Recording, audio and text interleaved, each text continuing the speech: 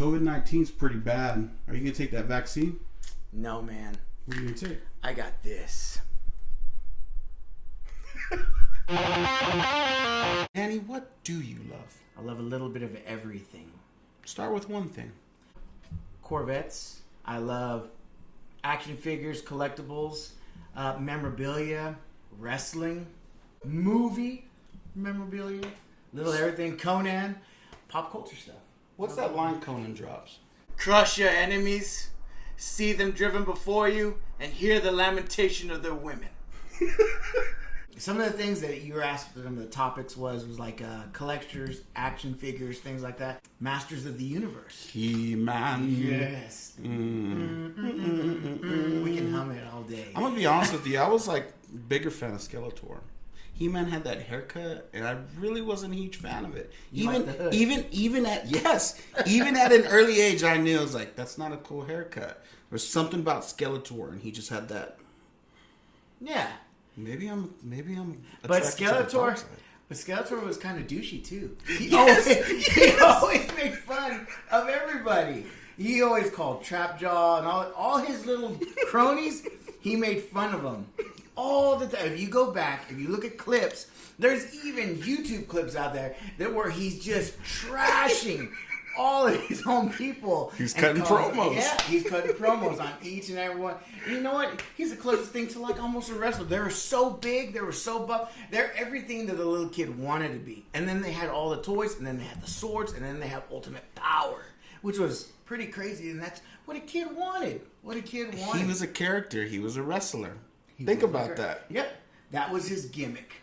That was the first thing. So I think us and our generation that got into wrestling, it was a transition.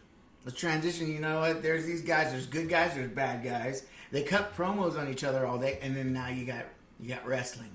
And then the way the camera angles always shot these guys, and even back in the day for the first wrestlers, they were monsters. They were all like bodybuilder physiques. Hulk Hogan, you got Lex Luger. I'm sorry, not Lex Luger. That's Superman. That's another universe. But look, even the DC characters, they're all super buff. They're all super big, and it all runs together. And you look at Arnold Schwarzenegger, one of the biggest pop culture icons ever. You see him from Conan, the Swordman Conan, but then you're thinking, well, that kind of was like He-Man. That's just like He-Man. You're looking at it. Do you think that was a rip? Do you think they did that on purpose? Well, the toys. Well, who came first? Conan was first. Conan was first, and they used the Conan toys. Yeah. And the actual molds, they turned them into He-Man toys. And just like the Battle Cat. The Battle Cat was a Jungle Gym in 1972, and a big gym toy. Yeah. Then came the He-Man, and they just painted him green and did the orange stripes. Cringer turns into Battle Cat. Then the next year, Skeletor's cat, Panther, came out. All they did was put fur on him, made him purple, and paint him purple. And the next year, you got Panther. They used the same mold. It's nuts. How many of the toys did you have? Were you missing any, or did you have them all? I didn't have them all, because the He-Man toys were just so expansive. It was like literally, every time you went to the grocery store, you can buy 2. Or you can get 3 or 2 if they're on sale or whatever. Let me ask you this. And they're like $3 a Let me ask you this. Do you think that was normal for you or normal for most people? Because when I was a kid, I would go to your house and I would just be like, let's see what kind of new toy Daddy's got this week. You had the best toys. I used to love going to your house because you would have tons of toys. I would luck out if I'd get a new toy on Christmas. I'd get the random samurai Ninja Turtle, or your mom would get me like a Ninja Turtle, but like that was maybe like once, twice a year. Birthday, Christmas. But every time I went to your house, there was always a new toy. The main thing, I was super blessed being an only child for 13 years. Only child for 13 years. And then I was the first grandbaby out of all of our kids, so then I got super spoiled. So yeah, it probably wasn't for everybody else, I'm sorry. But yeah, so these accumulated, and I remember the big one was Castle Grayskull.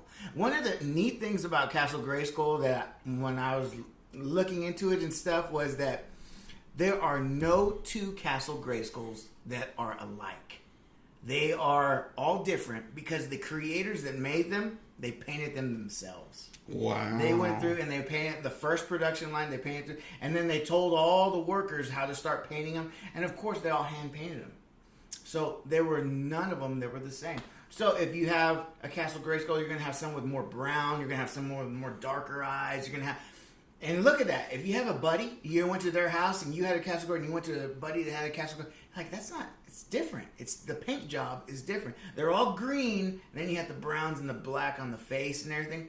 Every one of them's different. I thought, oh, man, that is cool because they were really working to put these out. Yeah. Now, I thought that was one of the neatest things to come out. One of the also things that's pretty neat that a lot of people don't know, that Skeletor and He-Man, they both came with their own version of the Power Sword. But you can put those swords together. They had a little, like a Lego locking piece. You can put them together. You can put them actually inside of in the front door of Castle Grayskull, and it has a lock. And it opens. I didn't even know that. Yes! Yes! It has the purple sword, and it has a silver sword. And when you put those swords together, they make one, and it's the key for the front door of Castle Grayskull to get in. Wow. That's incredible. I learned something today. Yeah, man. I went to church and I learned something new.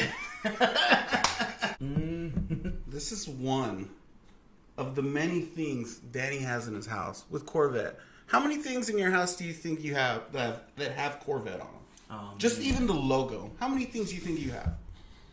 Easily 100 things. Easily 100 things. I was so obsessed with that car. My dad got one when I was about 6 years old. It was in 1984. It was the C4 model, for those of you that know. It's that model right there. I have the last car of that body style. But it's the collector's edition, silver. But when I first saw that car, I thought it was the most beautiful thing ever. I didn't know what it was called. I said, that is the most beautiful piece of art in my mind. Beauty's in the eye of the beholder. And so I was just thinking, it is amazing. And I really fell in love with it. And when he took me in it and he hit the gas, it really got me more. And in the C4 and the first cars, they had those digital gauges. And it was like a video game. It was like the 80s Knight Rider. Yeah. And I thought it was just the neatest thing to see just rev up and go. But when he felt it, and I felt that power for the first time going fast, I was like, I got to have it. I got to have it. So I made it it was kind of one of my obsessions. That I really, really wanted a Corvette. I would say, I'm going to get one when I get older. I'm going to get one. I'm going to have one and everything. But I wanted that specific body style. To me, those lines were the best. And people trash the C4. Some go, oh, man, no, I like the new one or the older ones. They had curves. I think it's so perfect. Not me. So perfect. I love that body style. And then it has the big fat tires in the back. That's the ZR1 type of tires in the back of the Grand Sport. I remember seeing those tires for the first time, and the width so wide on this back tire. Yeah, so wide. And you all that meat back there. It just has a good appearance. It has a good stance. It sits real low. Friends of mine are like, dude, did you have this like stored away? I mean, it's a 96. It's a 96 car. It still looks pretty fresh. And, it sat for a lot of years in storage. The guy, he couldn't really drive it. I was at the right place at the right time. I was there, and I just said, let's put it on a truck. Show me a video that everything works, all the stuff does. That was about 8 years ago. And everything was perfect. They got it on a truck. We went down, picked it up halfway, met it halfway. We went to a concert in Dallas. Got there. After the concert, there it was, boom, at the hotel. We drove it back. It was awesome, but it was the car that I wanted. I thought I was going to have to restore it. No, nothing. All I had to do was wash it. And that was an amazing thing. So, it's a Z51 with the sports handling package. When it come to find out, there's only 365 made with that, with all those options and packages to get it like that. So it is a rare breed that I did get. So it was kind of an accident, a good accident, when I started looking at VIN numbers and getting it all together. So yeah, I thought it was pretty cool to get that, especially my dream car. And it was the last one of that body style. So all the bugs were worked out of it. And from the first year to the next year to the last, it's pretty much perfected.